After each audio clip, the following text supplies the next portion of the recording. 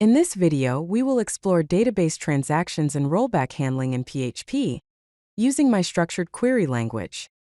Ensuring data consistency and integrity is very crucial, and we will show you how.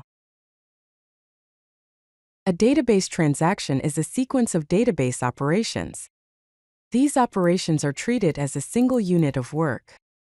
Consider it like this: all operations within a transaction either completely succeed together, or they completely fail together. If one part fails, the entire transaction is rolled back, ensuring data integrity. Database transactions adhere to what are known as ACID properties. ACID stands for Atomicity, consistency, isolation, and durability. Atomicity means all or nothing execution. Consistency means the database remains valid.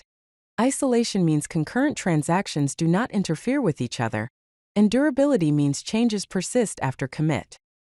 Understanding these properties is important for maintaining robust database operations. To start a transaction in PHP, there are a couple of methods depending on whether you are using MySQL or PHP data objects. With MySQL, you first disable autocommit using the autocommit function, passing in false, and then you begin the transaction using the begin transaction function. If you are using PHP data objects, you simply call the begin transaction function. These functions initiate the transaction, allowing you to perform multiple database operations.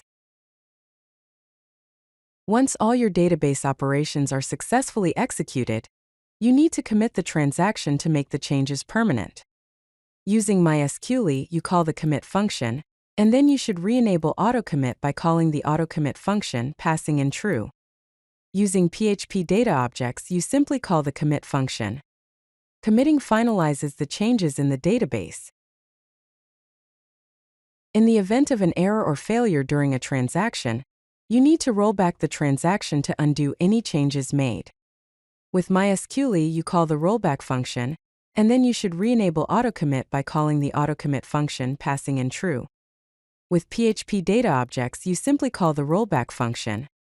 This function undoes all changes made during the transaction, ensuring data integrity. Here is a complete example of how to use transactions in PHP using PHP data objects. First, we wrap our transaction code in a try-catch block. Then we begin the transaction with begin transaction function. Next, we execute our structured query language queries. Here we are transferring 100 from account 1 to account 2. Then we commit the changes.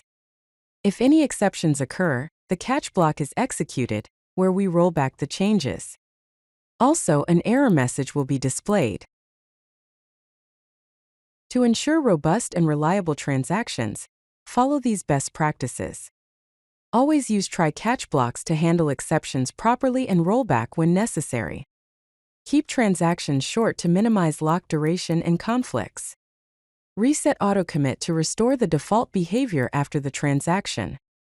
And log transaction events to track commits and rollbacks for debugging. Following these practices helps maintain data integrity and application stability. If you like this video, hit that like button and don't forget to subscribe. Visit codelucky.com for more such useful content.